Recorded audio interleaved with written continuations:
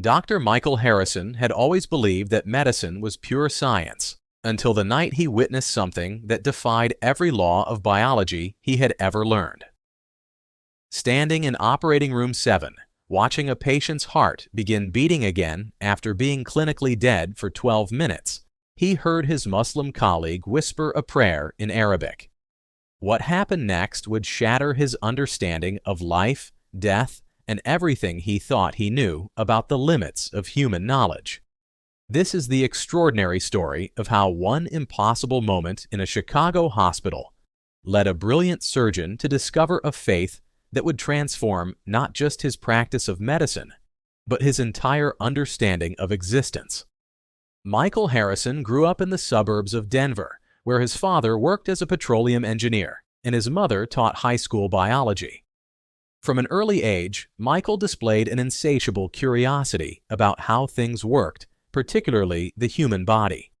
While other children played video games, he would spend hours studying his mother's anatomy textbooks, fascinated by the intricate systems that kept people alive. His parents, both rational and secular in their worldview, encouraged his scientific interests, but maintained a strictly empirical approach to life. If you can't measure it, test it, or prove it, then it's probably not worth believing, his father would say during their weekend hiking trips in the Rocky Mountains. This philosophy became the foundation of Michael's approach to everything, from his academic pursuits to his understanding of the world. Michael excelled throughout his education, graduating valedictorian from his high school before attending Stanford University on a full scholarship. He majored in biomedical engineering, drawn by the precision and logic of the field. His professors recognized his exceptional analytical mind and unwavering dedication to evidence-based thinking. During his undergraduate years, Michael rarely encountered discussions about spirituality or religion. The few times the topics arose in academic settings, they were typically framed as historical curiosities or psychological phenomena to be studied rather than truths to be considered. Michael found comfort in this approach. It aligned perfectly with his systematic, rational worldview. After completing his undergraduate degree summa cum laude, Michael was accepted into Johns Hopkins School of Medicine in Baltimore. The transition from engineering to medicine felt natural to him. Both fields demanded precision, critical thinking, and an unwavering commitment to facts over feelings. Medical school proved challenging, even for someone with Michael's exceptional abilities. The sheer volume of information was overwhelming, and the pressure to master complex concepts quickly was intense. But Michael thrived under pressure, finding satisfaction in the logical progression from symptoms to diagnosis to treatment. Every patient was a puzzle to be solved, every condition a problem requiring systematic analysis.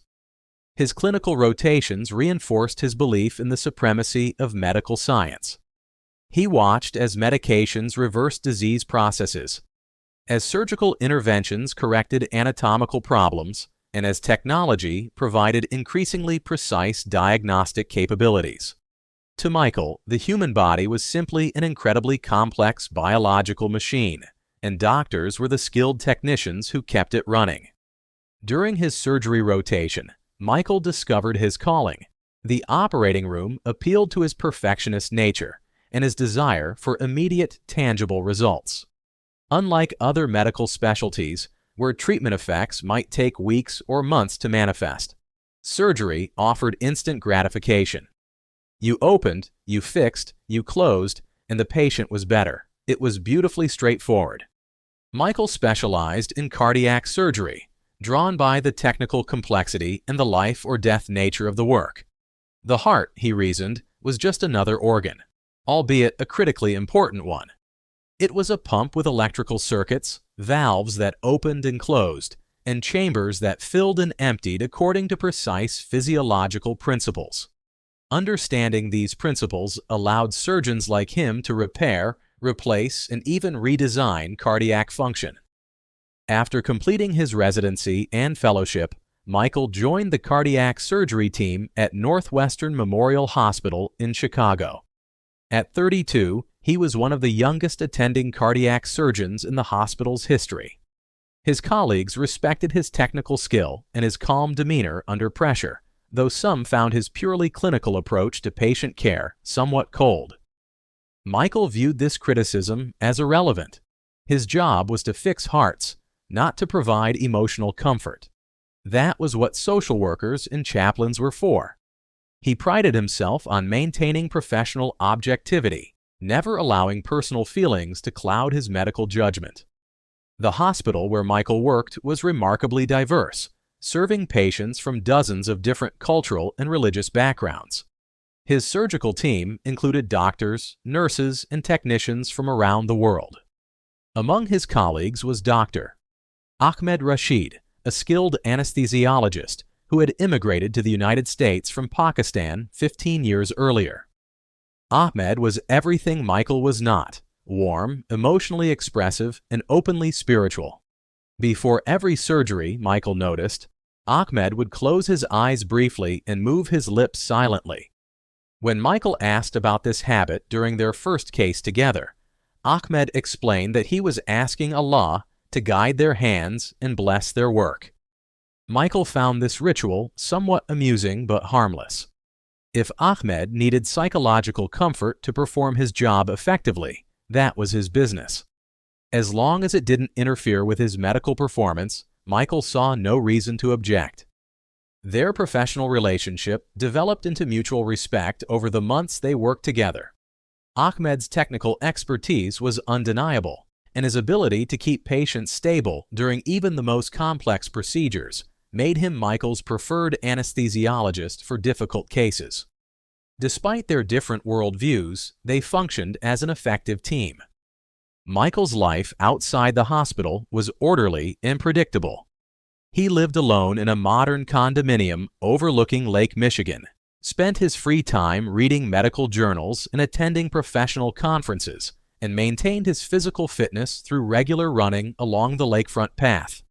He dated occasionally, but found it difficult to maintain relationships with women who didn't understand his dedication to his career. At 35, Michael had achieved everything he had set out to accomplish professionally. He had a prestigious position, a substantial income, and the respect of his peers. Medical journals published his research, and younger doctors sought his mentorship. By every objective measure, he was successful. Yet as he sat in his apartment on quiet evenings, staring out at the dark expanse of Lake Michigan, Michael sometimes felt a vague sense of dissatisfaction that he couldn't quite articulate.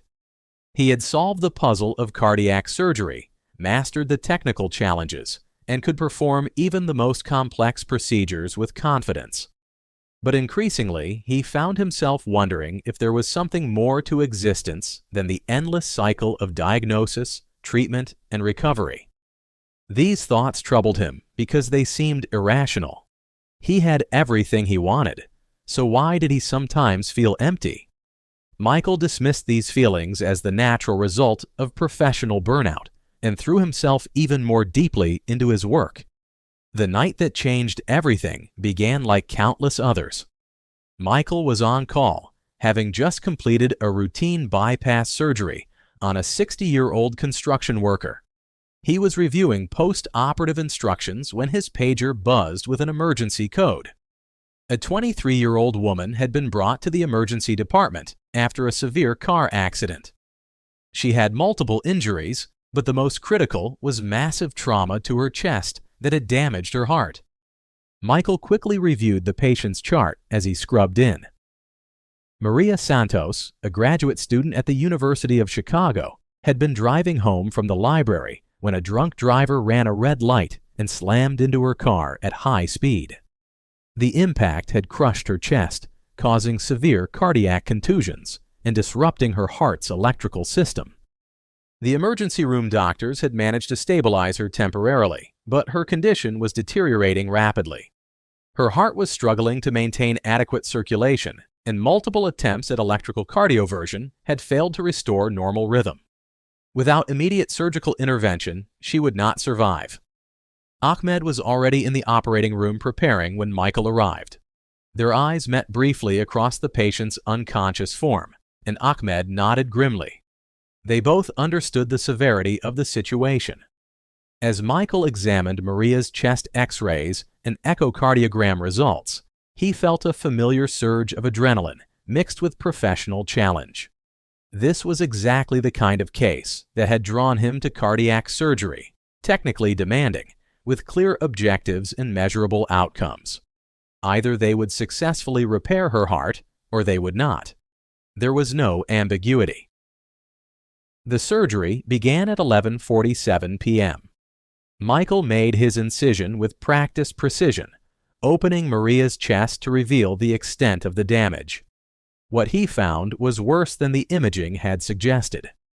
Her heart had sustained multiple tears, and the electrical conduction system that controlled her heartbeat had been severely disrupted.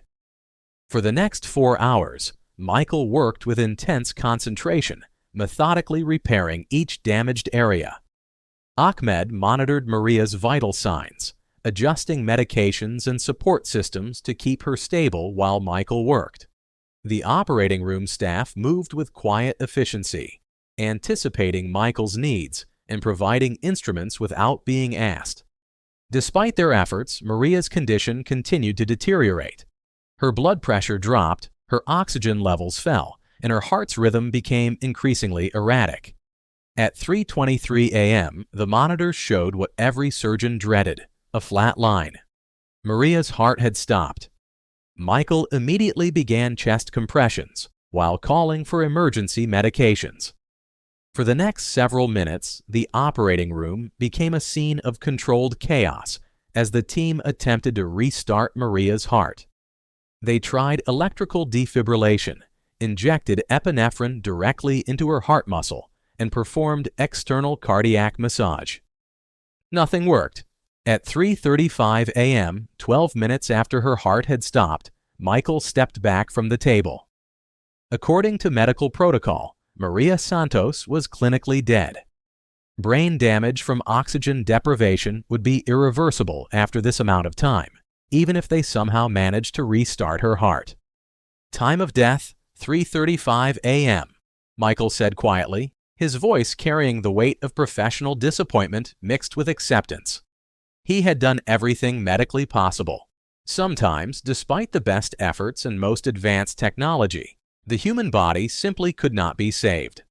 As Michael began to remove his surgical gloves, he noticed Ahmed standing motionless beside the anesthesia machine, his eyes closed and his lips moving silently. The sight struck Michael as oddly inappropriate. Why was Ahmed praying when they should be preparing to notify Maria's family? But as Ahmed continued his whispered recitation in Arabic, something extraordinary began to happen. The cardiac monitor, which had shown a flat line for 12 minutes, began to display small, irregular blips. At first, Michael assumed it was electrical interference or a malfunction in the equipment. Then the blips became stronger and more regular. Within seconds, they had developed into the unmistakable pattern of a normal heartbeat. Michael stared at the monitor in disbelief. Hearts did not spontaneously restart after 12 minutes of cardiac arrest. It was physiologically impossible. Yet the evidence was right there on the screen. Maria's heart was beating strongly and regularly. He quickly checked her other vital signs. Blood pressure was normalizing, oxygen saturation was improving, and her pupils were beginning to respond to light. Against every law of medicine he had ever learned, Maria Santos was coming back to life. "Ahmed," Michael said, his voice barely above a whisper. "What just happened?" Ahmed opened his eyes and looked at the monitors, a gentle smile spreading across his face. "Alhamdulillahi Rabbil Alameen," he said softly. "Praise be to Allah, Lord of all the worlds." Michael's scientific mind raced to find a rational explanation. Perhaps the medications had taken longer than usual to take effect. Maybe there had been some residual electrical activity in her heart that hadn't been detected by their equipment. Surely there was some medical reason for what they had just witnessed. But as the minutes passed and Maria's condition continued to improve, Michael found himself unable to formulate any plausible medical explanation. He had performed thousands of operations, studied every cardiac emergency protocol, and read countless research papers on resuscitation techniques. Nothing in his medical education had prepared him to explain what he had just witnessed. Over the following days, as Maria recovered with remarkable speed, Michael found himself obsessing over the events in the operating room. He reviewed her medical records repeatedly, consulted with colleagues, and researched similar cases in medical literature. Every scientific analysis confirmed what he already knew. Maria's recovery was medically inexplicable. What troubled Michael most was not just the impossibility of what had occurred, but the timing of her heart's spontaneous restart. It had begun exactly when Ahmed started praying, and it had followed the rhythm of his whispered Arabic words. The correlation was undeniable, even if the causation seemed impossible. Michael began paying closer attention to Ahmed's pre-surgical prayers, noting that patients seemed to have fewer complications and faster recovery times when Ahmed was on the team. He told himself this was confirmation bias. He was looking for patterns where none existed, but the statistical difference was becoming harder to ignore. 3 weeks after Maria's surgery, Michael encountered her in the hospital corridor during a follow-up visit. She was walking normally, showing no signs of the massive trauma she had endured. More remarkably, her neurological function was completely intact, despite having been clinically dead for 12 minutes. "Dr. Harrison," she said, approaching him with a bright smile, "I wanted to thank you for saving my life." Michael felt uncomfortable accepting credit for what he increasingly believed had been beyond his control. "You should thank the entire surgical team," he replied. "And perhaps whatever force brought you back when medical science said it was impossible." Maria looked at him curiously. "Dr. Rashid told me about what happened in the operating room. He said it was a miracle from Allah." The word miracle made Michael uneasy. It represented everything his scientific training had taught him to reject. The idea that events could occur without natural, measurable causes. Yet he could not deny what he had experienced. That evening, Michael found himself at Ahmed's office, ostensibly to discuss scheduling for upcoming surgeries, but actually to ask questions that had been troubling him for weeks. "Ahmed," he said after they had finished their professional discussion, "tell me about what you believe happens when you pray." Ahmed leaned back in his chair, studying Michael's face carefully. "You're asking about Maria's surgery?" Michael nodded. "I've been trying to find a medical explanation for what happened, but I keep coming back to the timing of your prayer." "Prayer is not magic, Michael," Ahmed said gently. "It is communication with Allah, and it is surrender to His will. When I pray during surgery, I am not asking Allah to override natural laws. I am asking Him to guide us in working within those laws, and sometimes, when He wills it, to work beyond what we understand of those laws." "But that contradicts everything I know about medicine," Michael protested. "Either something can happen or it cannot, based on biological principles." Ahmed smiled. "Who established those biological principles? Where did the complexity and precision of the human body come from? When you repair a heart, are you not working with systems that are far more sophisticated than anything human engineers have ever created?" These questions haunted Michael over the following weeks. He had always taken the incredible complexity of human physiology for granted, viewing it as the result of evolutionary processes. But Ahmed's words made him consider whether such sophisticated design might require a designer. Michael began reading about Islam, initially approaching it as a clinical study rather than a spiritual exploration. He was surprised to find that Islamic texts contained detailed discussions of medical and scientific phenomena that had only been discovered centuries later. The Quran described embryological development, geological processes, and astronomical observations with remarkable accuracy for a text written in the 7th century. Even more intriguing were the Quranic verses about the heart, which described it not just as a physical organ, but as the center of human consciousness and spiritual understanding. Michael had always viewed the brain as the sole seat of consciousness, but Islamic texts suggested a more integrated understanding of human nature. As his reading progressed, Michael found himself drawn to the concept of Tawheed, the absolute unity and sovereignty of Allah. The idea that all existence was part of a coherent, purposeful design appealed to his systematic mind. Rather than viewing the universe as a collection of random processes, Islam presented it as a unified creation with inherent meaning and direction. Michael's spiritual exploration remained private. He worried about how his colleagues might react if they knew he was questioning his secular worldview. In the competitive world of academic medicine, any hint of religious belief might be seen as a sign of weakness or irrationality. But his growing interest in Islam began to influence his approach to patient care. He found himself paying more attention to the emotional and psychological aspects of illness, recognizing that healing involved more than just technical medical interventions. He began spending more time with patients' families, offering comfort and hope rather than just clinical information.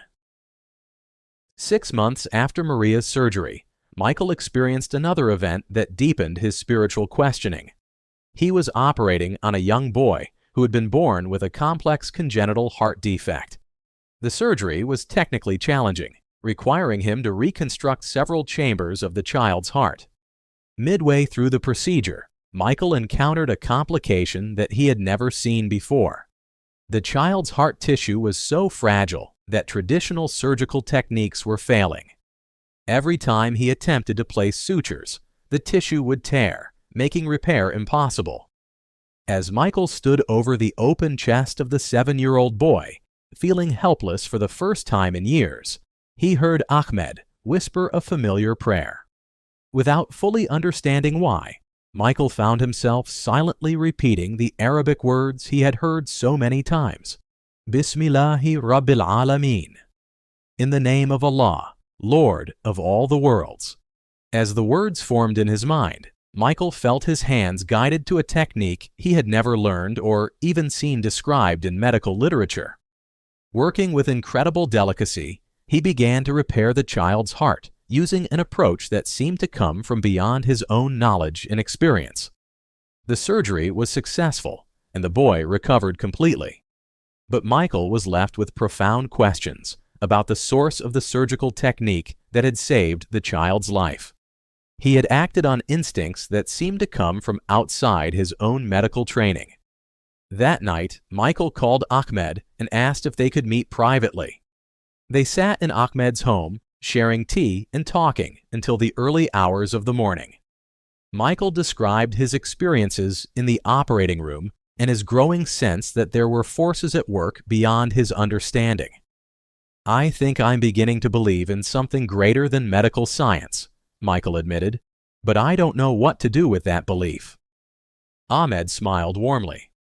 "The first step in Islam is to acknowledge that there is no God but Allah, and that Muhammad is his messenger. But belief is not just intellectual acceptance, it is surrender of the heart." Over the following months, Michael deepened his study of Islam, meeting regularly with Ahmed and other Muslims to discuss theology, practice, and the integration of faith with professional life. He was impressed by the emphasis on seeking knowledge, the respect for science and learning, and the understanding that medical practice could be a form of worship. The decision to convert to Islam was not sudden but gradual, growing from intellectual appreciation to personal conviction. On a quiet Friday evening, exactly 1 year after Maria's surgery, Michael pronounced the Shahada in Ahmed's living room, surrounded by a small group of Muslim friends who had supported his spiritual journey. Ashhadu an la ilaha illa Allah, "Wa ashhadu anna Muhammadan Rasul Allah," he said, feeling as though he was finally acknowledging a truth his heart had long recognized. The declaration felt both momentous and natural, marking not an abandonment of his scientific training, but its fulfillment. For the first time in his life, Michael felt that his professional skills were part of a larger purpose, that his work in the operating room was a form of service to Allah and humanity. Converting to Islam brought new challenges to Michael's life. Some colleagues were puzzled by his decision, unable to understand how a rational scientist could embrace religious faith. A few patients requested different surgeons when they learned of his conversion, though others expressed appreciation for having a doctor who acknowledged the spiritual dimensions of healing. Michael found that Islam enhanced rather than hindered his medical practice. The discipline of 5 daily prayers helped structure his day and provided moments of reflection and centering between surgeries. The emphasis on seeking knowledge encouraged him to continue learning and growing professionally. Most importantly, the belief that he was serving Allah through his work gave new meaning to even routine procedures. He began incorporating Islamic principles into his patient care, approaching each surgery with the humility and reverence that came from understanding his role as an instrument of divine healing.